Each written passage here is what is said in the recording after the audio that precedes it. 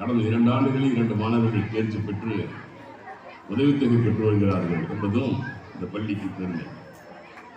பள்ளிகளில் சமகர சிக்ஷா திட்டத்தின் மூலம் தற்காப்பு கலைகளை மாணவர்களுக்கு கற்றுத்தரப்படுகிறது என்பது இந்த பள்ளியுடைய சிறப்பு என்பதை நான் இங்கே நான் பார்க்கிற பொழுது ரொம்ப மகிழ்ச்சியாக இருக்கும்.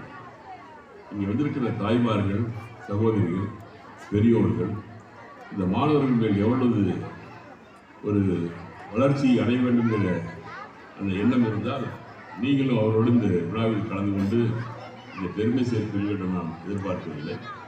250 மாணவிகள் படித்து வருகிறார்கள்.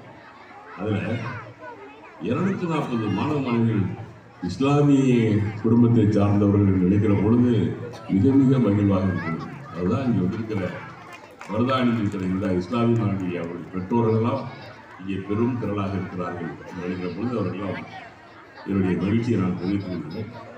இதைத்தான் நம்முடைய முன்னோடிகள்லாம் தந்தை பெரியாரை போன்றவர்கள், அறிஞர் அண்ணா போன்றவர்கள், தலைவர் கலைஞர் போன்றவர்கள்லாம் நம்முடைய கல்வி கிராமப்புறங்களில் இருந்து வளர வேண்டும் என்று இருக்குதான் இதையெல்லாம் உருவாக்கி கொடுத்தார்கள்.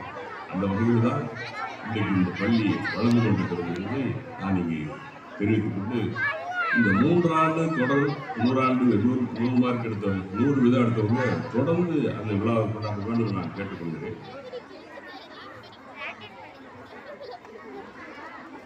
ஒவ்வொரு தமிழ்நாடு அரசு சார்பில் நடத்தப்படுகிற பல்வேறு போட்டிகளுக்கு கலைத்திருவிழா போட்டியில் இவ்வாண்டு மாவட்ட அளவில் ஆடப்பட்டி 2ஆம் இடம் பெற்று தொடர்ந்து ஒவ்வொரு மாணவனுக்கும் ஒவ்வொரு மாணவிகளுக்கும் சில திறமைகள் இருக்கும்.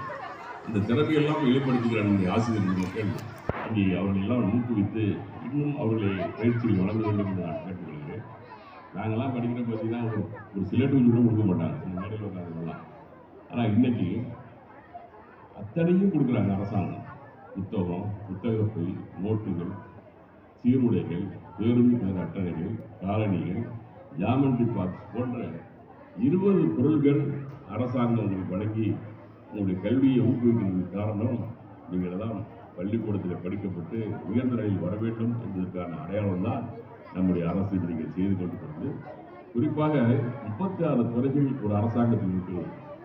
ஆனால் இந்த பள்ளி கல்வித்துறைக்கு மட்டும் கிட்டத்தட்ட 46,767 கோடி ரூபாயை இந்த அரசு ஒதுக்கிறது சொன்னால் இந்த மாணவ செல்வங்களாம் உயர்ந்து படிக்க வேண்டும் என்ற ஒரே சிந்தனையோடு தான் நம்முடைய முதலமைச்சர் செய்திருக்கிறார் என்று நான் குறிப்பிட்டு சொல்கிறேன்.